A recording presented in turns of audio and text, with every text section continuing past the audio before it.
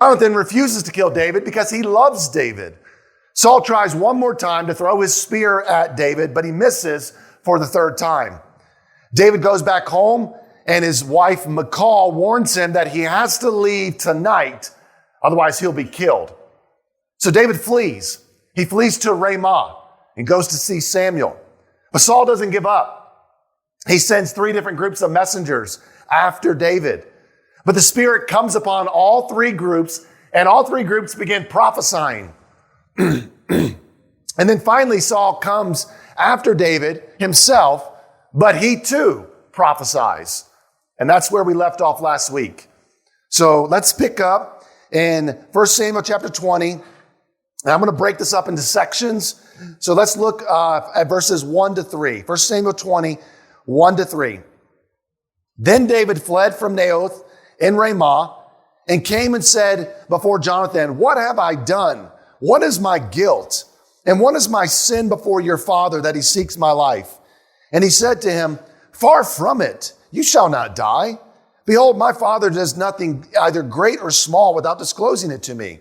And why should my father hide this from me? It is not so." But David vowed again, saying, "Your father knows well that I have found favor in your eyes." And he thinks, "Do not let Jonathan know this, lest he be grieved. But truly, as the Lord lives, and as your soul lives, there is but a step between me and death." Stop right there.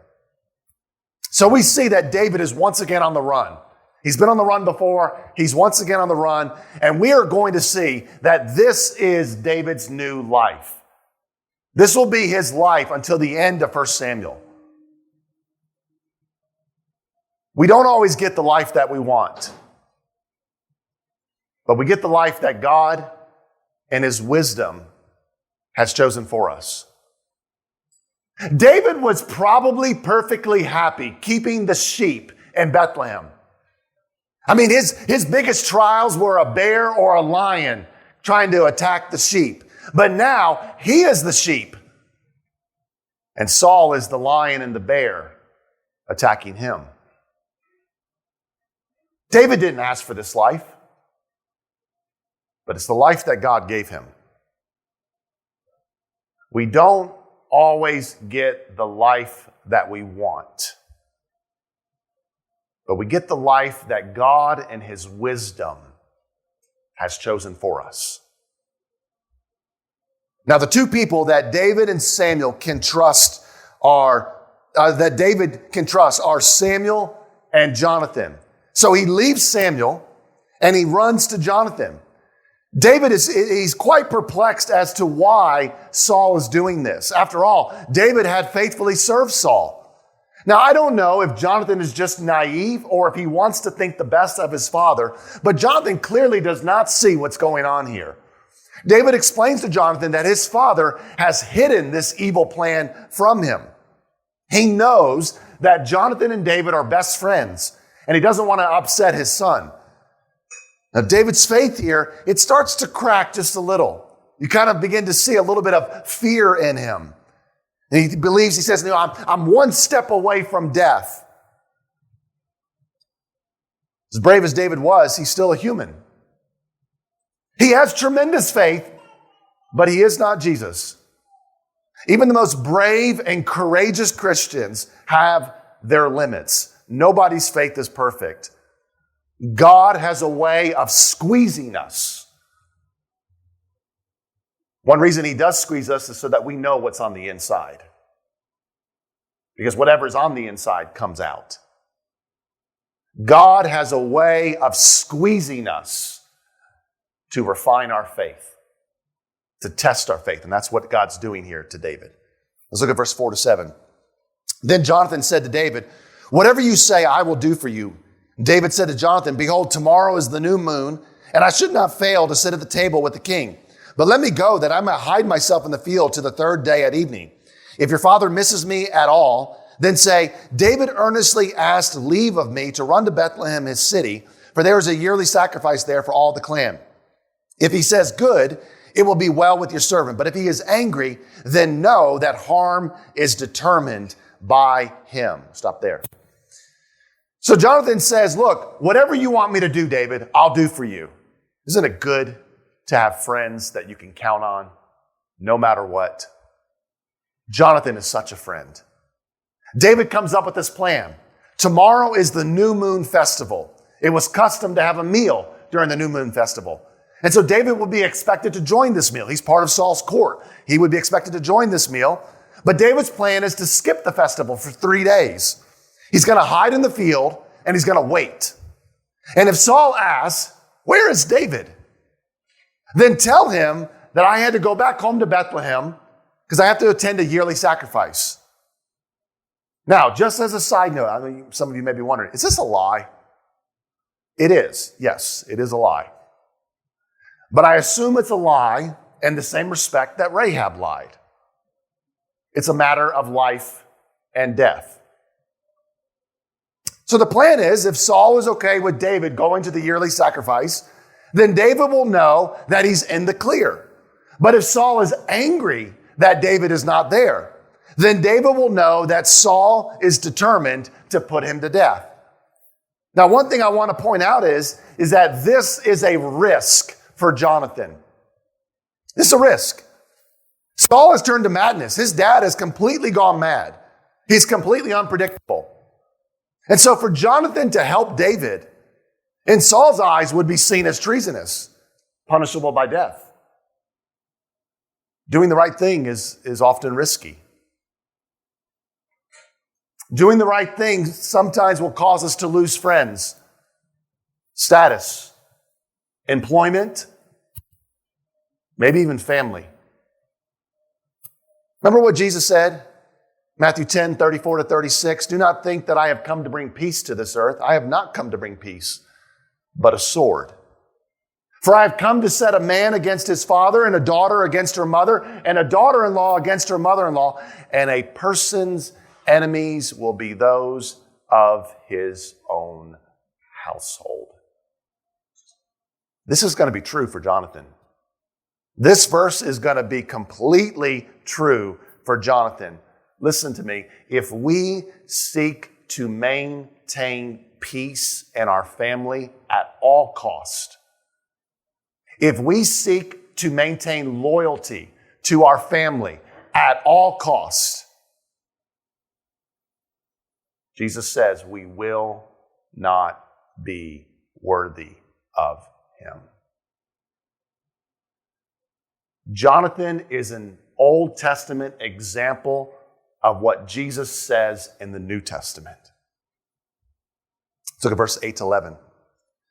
Therefore, deal kindly with your servant, for you have brought your servant into a covenant of the Lord with you. But if there is guilt in me, kill me yourself, for why should you bring me to your father? And Jonathan said, far be it from you. If I knew that it was determined by my father that harm should come to you, would I not tell you? Then David said to Jonathan, who will tell me if your father answers you roughly? And Jonathan said to David, come, let us go into the field. So they both went out into the field. We'll stop there. Now, David reminds Jonathan of the covenant they made. If you remember back in chapter 18, verse 3, Jonathan made a covenant with David because he loved him as his own soul. Now, we're not told the specifics of that covenant. We're never told the specifics of it. It appears, though, that covenant was a covenant that they would be for each other, that they would be on each other's side. And they take an opportunity to remind each other, hey, we made a covenant. Let's remember that. Now, this is somewhat off topic, but I think it's tangentially related. For married couples, when you are going through a trial, when you are at the bottom of your marriage, you hit rock bottom, what sustains you is your covenant that you made before the Lord. You made a covenant to be with this person, to be for this person, to do good to this person, no matter what. Remember that. Remember that every time you go through a trial in your marriage. you made a covenant. You say, well, I'm not married. Well, some churches, when you become a member of the church, they have you sign a membership covenant. You enter into a covenant with the members of the church. Now, we don't have that here. We don't have a membership covenant. I tried it one time, thought I was running a cult. I pray, though, that our commitment to one another, I pray that all of us who are members of this church, that our commitment to one another is as strong as a covenant. I think of it that way. I am committed to you, not in the same way, but in the same intensity as I am to my wife. I think of it as a covenant. Jonathan and David remember their covenant they made to one another. And David tells Jonathan, listen, if I'm guilty, just kill me yourself. No need to bring me to your father. But Jonathan says, far be it from you to suggest this. Jonathan assures David, he says, listen, if I knew anything, David, wouldn't I tell you? And David asks Jonathan, he says, how am I going to find out? You got this plan. How am I going to find out how your father responds? So Jonathan has a plan. Let's look, verse 12 to 17. Jonathan said to David, the Lord, the God of Israel, be witness. When I have sounded out my father about this time tomorrow, or the third day, behold, if he is well disposed towards David, shall I not then send and disclose it to you? But should it please my father to do you harm, the Lord do so to Jonathan and more also, if I do not disclose it to you and send you away, that you may go in safety. May the Lord be with you as he has been with my father. If I am still alive, show me the steadfast love of the Lord, that I may not die. And do not cut off your steadfast love from my house forever, when the Lord cuts off every one of the enemies of David from the face of the earth. And Jonathan made a covenant with the house of David, saying, may the Lord take vengeance on David's enemies. And Jonathan made David swear again by his love for him, for he loved him as he loved his own soul. Stop there. Jonathan calls the Lord as witness between the two of them. We see that the Lord was the center of their friendship. Why did Jonathan and David have such a good, thriving friendship? Because the Lord was the center of it. Jonathan says, look, when I have sounded out my father, what is sounded out my father? Today we use the phrase feel out. When I feel out my father. If my father is well disposed to you, I'll let you know. But if my father wants to kill you, may God kill me if I don't tell you about it. I don't send you away safely. And Jonathan says, may the Lord be with you as he has been with my father. Now, that's a reminder that God was once with Saul. He was once for Saul. Jonathan acknowledges that David is the future king. What does that mean? It means that Jonathan, he's fully aware that it's custom in those days that when kingdoms transferred, when they changed, whenever a new king came into power, almost every kingdom in those days, they would eliminate any possibility of an uprising from the previous dynasty.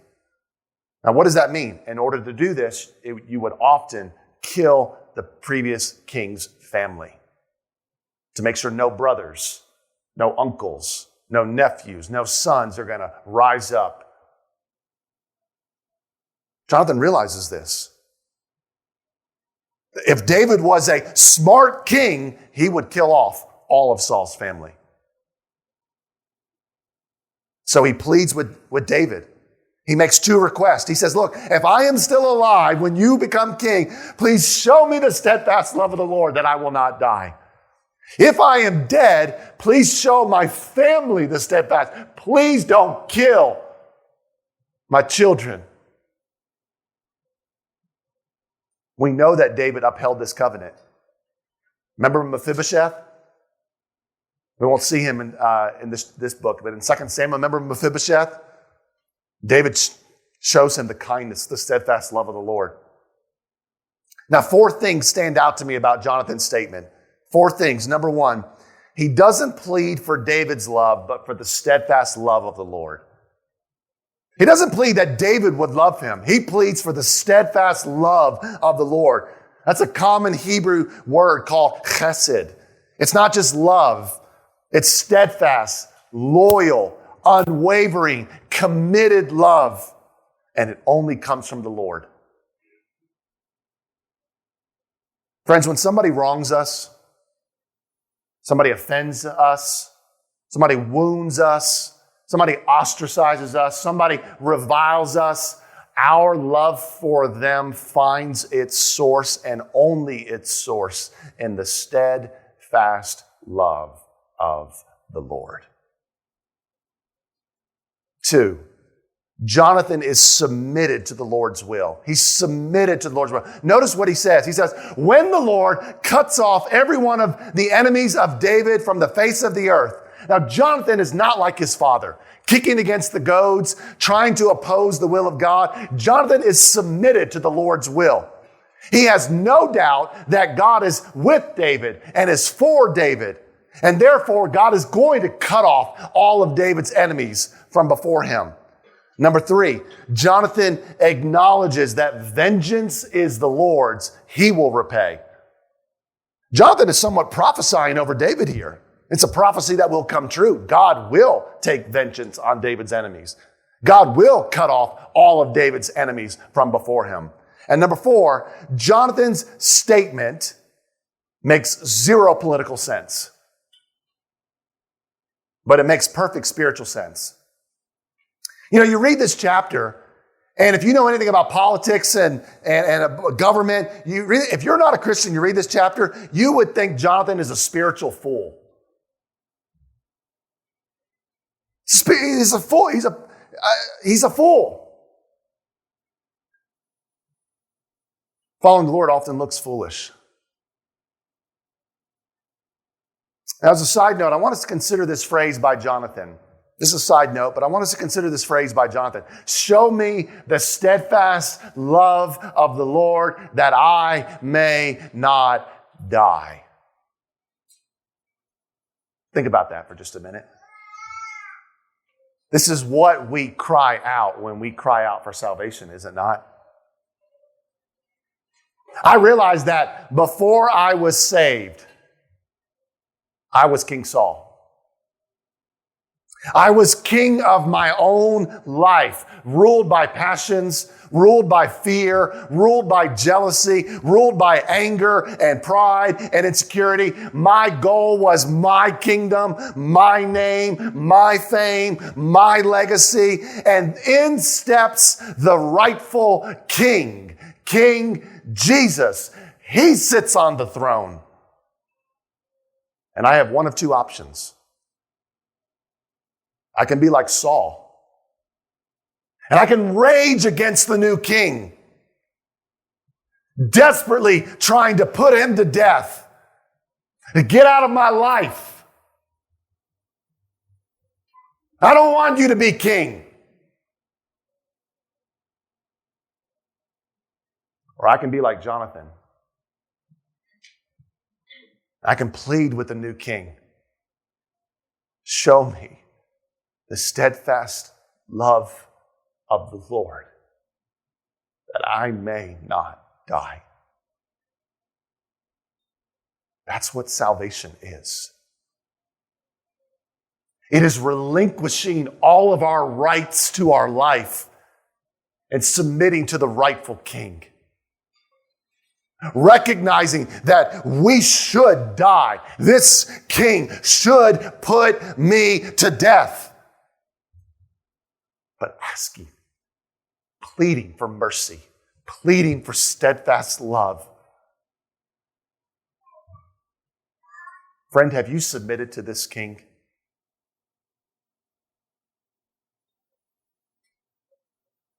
Have you submitted to this king? Have you asked him to show you the steadfast love of the Lord? Because he is willing. He is ready and willing to show it to you. if you will submit your life to him. Verse 18 to 22. Then Jonathan said to him, tomorrow is the new moon, and you will be missed because your seat will be empty. On the third day, go down quickly to the place where you hid yourself when the matter was in hand, and remain beside the stone heap. And I will shoot 3 arrows to the side of it as though I shot at a mark. And behold, I will send the boy saying, go find the arrows.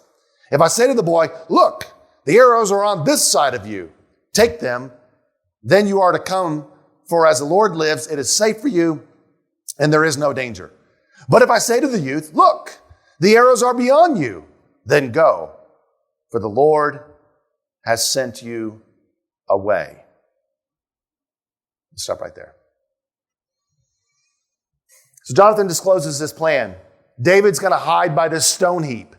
Jonathan will shoot 3 arrows as though he's trying to hit the stones. He'll send a boy to go fetch the arrows. If he says to the boy that the arrows are between you and me, then that will be the sign to David that all's clear, he's in the safe, he can come back in.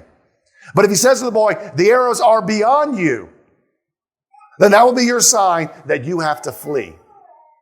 And notice how Jonathan words this. This really stood out to me. This is how I based the title of the sermon. Look, the arrows are beyond you, then go, for the Lord has sent you away. Did you catch that? Not Saul has sent you away. Not circumstances have sent you away. Not anger and jealousy have sent you away. The Lord has sent you away. God is the ultimate cause of every tragedy, death, sickness, trial, tribulation, disability, setback, rejection in our life. If we don't realize this and accept this, we will always live in one of 2 states, either debilitating discouragement, sadness, despair, depression, or enslaving anger and bitterness and rage and frustration.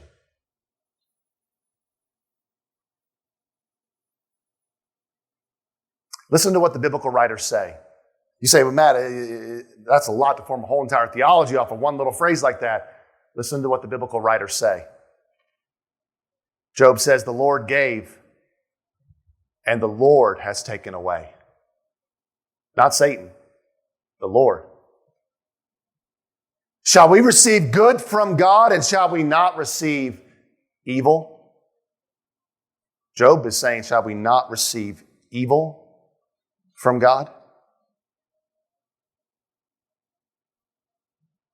As the ultimate. Make sure if you're visiting with us, we're not saying that God is the source of evil. He is the ultimate cause of it. You can come see me if you have any questions about that. Job 42, at the end of the book, they showed him sympathy, comforted him. His friends showed him sympathy, comforted him for what? For all the evil that who? Satan? No, that the Lord had brought upon him.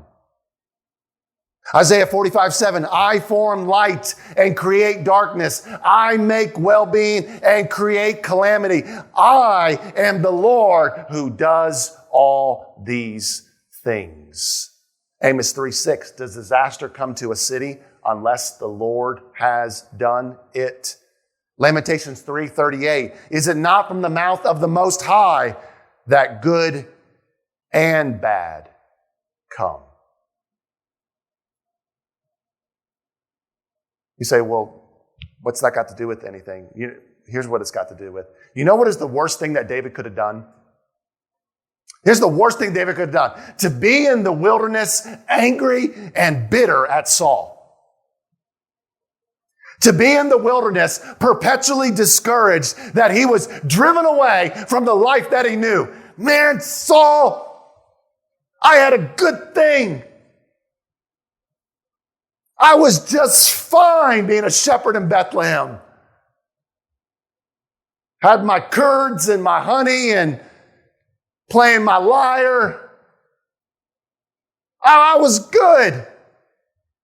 If that was his perspective, it would have turned his soul as dry as the sand upon which he slept.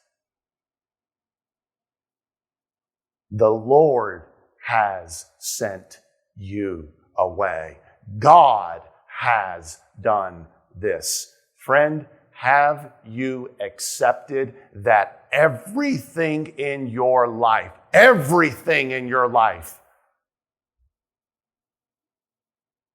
ultimately been God's doing?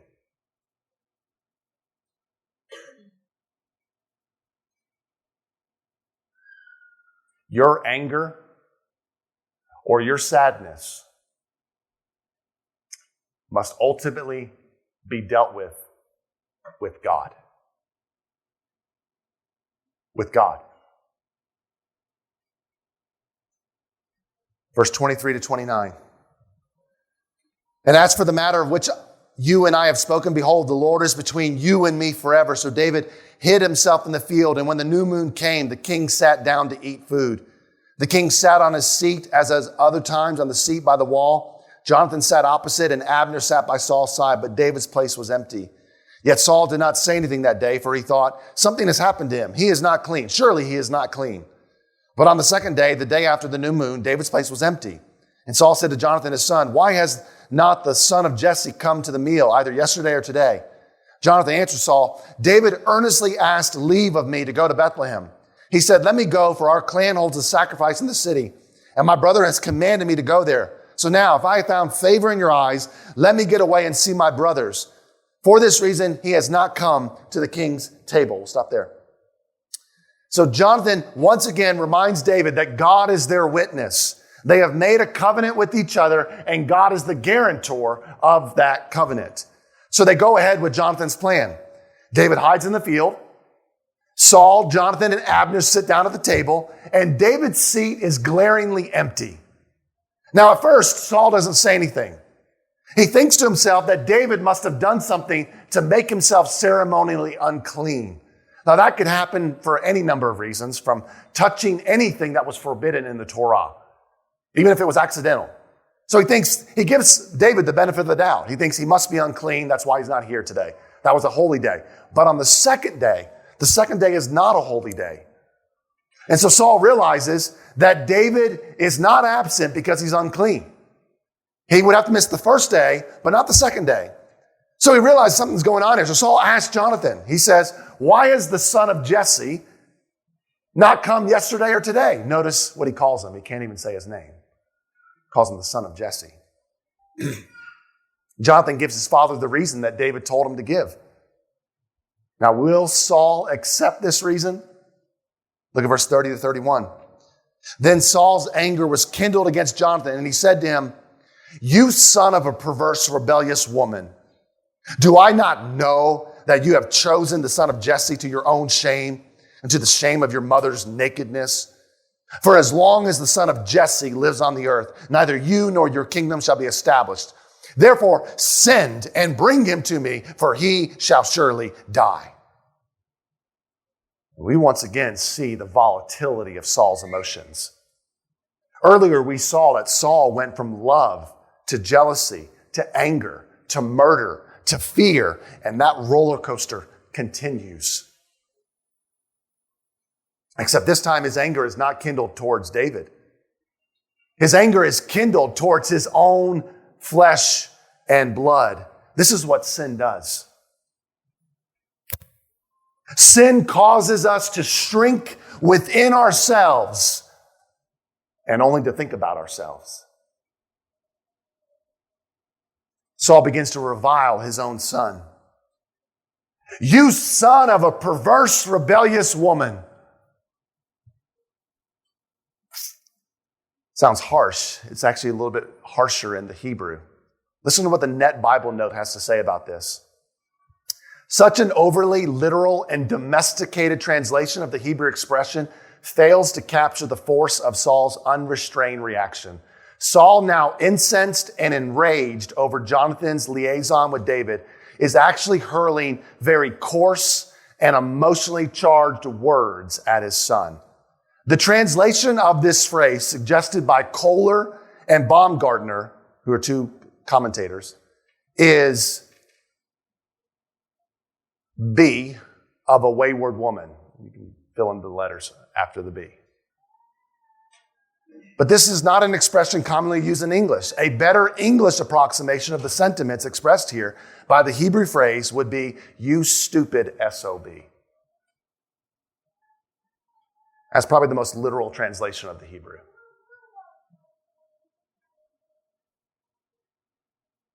This is Satan at work. This is from the pit of hell. This is his own son.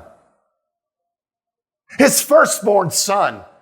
His own flesh and blood that he is now reviling.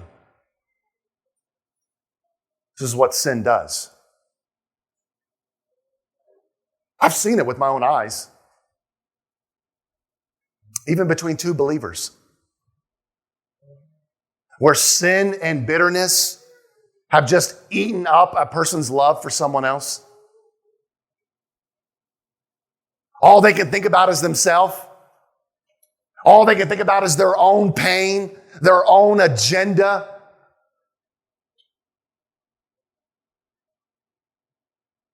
Saul says, do I not know that you have chosen the son of Jesse? Meaning you have not chosen me. You ever had your mom or dad accuse you of not loving them?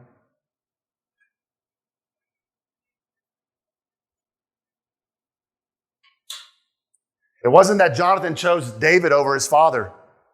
It was that Jonathan chose his heavenly father over his earthly father.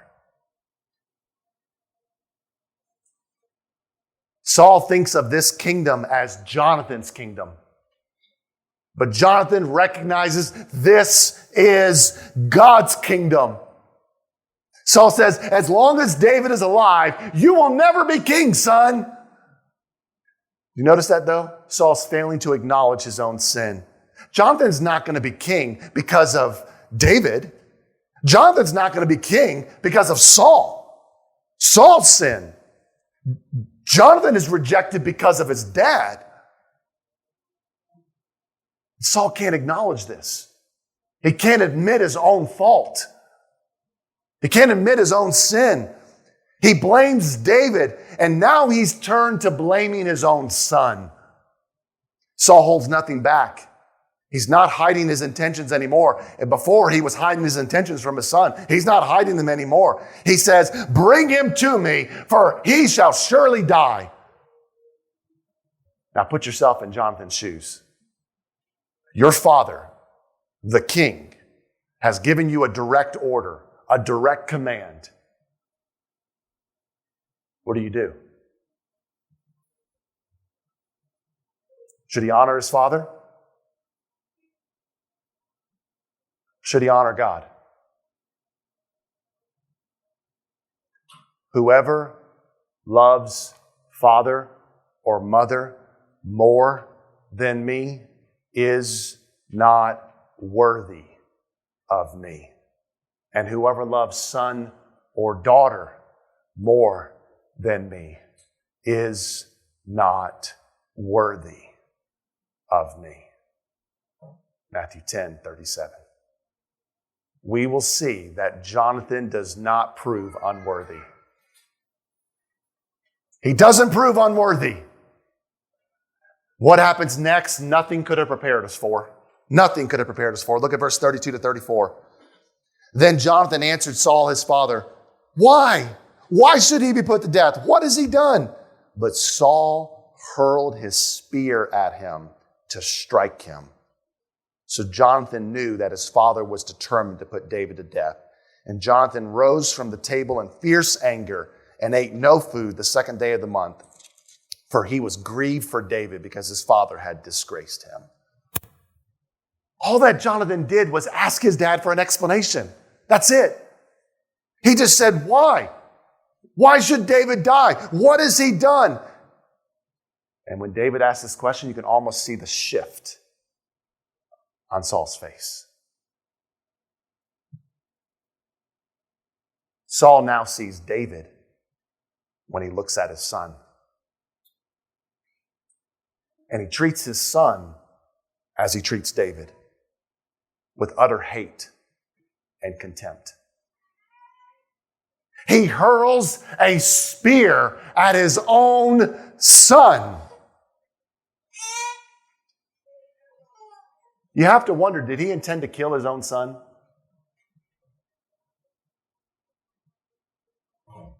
Now, listen, not everybody who walks away from the faith gets to this point. Not everybody gets to this point. Saul is pretty far down the sin spiral. But this story is a reminder of the destruction of sin. That sin left unchecked, it doesn't stay neutral. Like bacteria or cancer, it spreads. And it gets worse. Unchecked and unconfessed sin never stays neutral. It always gets worse. Always. Jonathan has no doubt anymore. There is no room for doubt in his mind that his father is determined to put David to death. He realizes that Saul has no love in his heart. So Jonathan leaves his father's table. He leaves it in fierce anger, enraged, literally burning of the nose. That's how it translates. This is not a sinful anger. This is a righteous anger. He is righteously angry at his father's sin. He's so angry that he doesn't eat. You ever been so angry you couldn't eat? Our church like, no.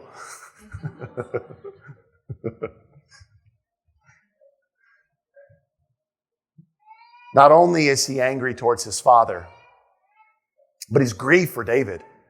Why is he grieved? He's grieved that his father disgraced David, dishonored him, shamed him.